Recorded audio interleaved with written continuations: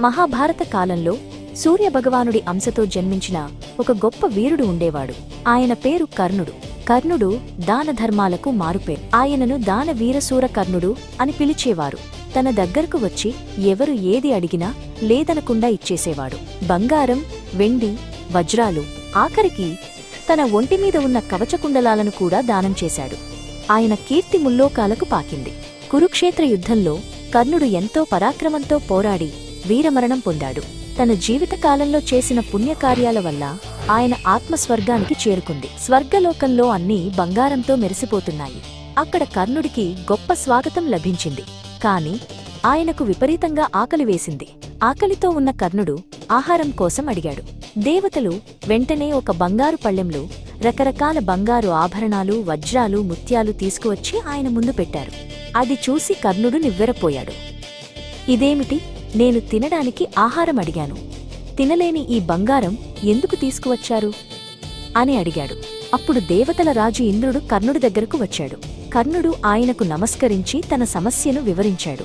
ఇంద్రుడు ప్రశాంతంగా చెప్పాడు, కర్ణ, నువ్వు నీ జీవితంలో అడిగిన వాళ్లకు కాదనకుండా సంపదను దానం చేశావు. కాని నీ పూర్వీకుల ఆత్మశాంతి కోసం ఎప్పుడూ అన్నదానం గాని, జలతర్పణం గాని చేయలేదు. భూలోకంలో మనమిచ్చే అన్నం, నీళ్లు మన పితృదేవతలకు స్వర్గంలో ఆహారంగా అందుతాయి. నువ్వు బంగారం దానం చేశావు, అందుకే ఇక్కడ నీకు అదే ఆహారంగా లభించింది అని వివరించాడు. అప్పుడు కర్ణుడికి తన తప్పు తెలిసొచ్చింది. ఆయన పశ్చాత్తాపంతో, దేవేంద్రా, నాకు నా వంశం, నా తల్లిదండ్రులు ఎవరో సరిగ్గా తెలియదు.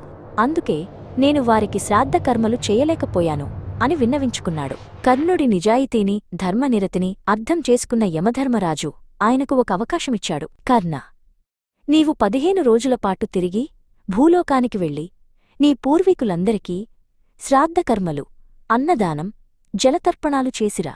వారి ఆత్మలు శాంతిస్తాయి, నీ ఆకలి కూడా తీరుతుంది అని వరం ప్రసాదించాడు. ఆ వరం ప్రకారం కర్ణుడు భూలోకానికి తిరిగి వచ్చాడు.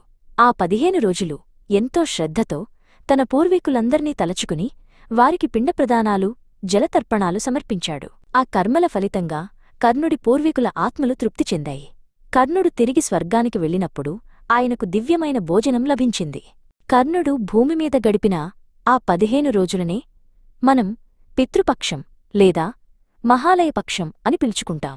ఆ రోజుల్లో మన పూర్వీకులు భూమిమీదకు వచ్చి మనం పెట్టే నైవేద్యాన్ని స్వీకరిస్తారని నమ్మకం.